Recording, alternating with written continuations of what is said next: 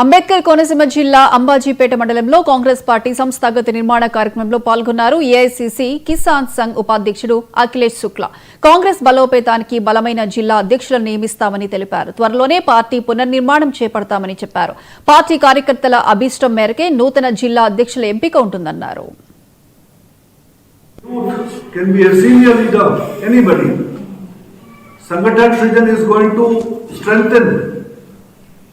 Deprived people who have been suppressed, people who are economically weak, people who are weak by community, backward, SC, OBC, minority, youth, Mahila, everybody is going to be benefited by this Abhiyan, because this Abhiyan is going to give liberty to everybody to decide their leader, and I am here to collect that name and take it to Delhi.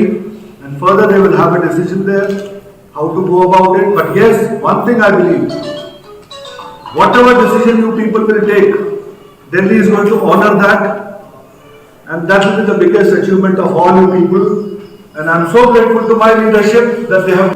ఈ జిల్లాలో సంస్థాగతంగా అంటే ముఖ్యంగా జిల్లా president నిన్న మీరు అడిగారు, ఇప్పుడు చిట్టిబాబు గారు రిజైన్ చేశారు. సో వారికి పార్టీ ఎన్నికల ముందు వచ్చారు, పార్టీ వారికి టికెట్ ఇచ్చింది.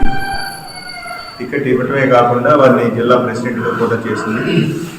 జిల్లా ప్రెసిడెంట్తో పాటు పొలిటికల్ అఫైర్స్ కమిటీలో కూడా వారికి సముచితమైన స్థానం కల్పించబడింది.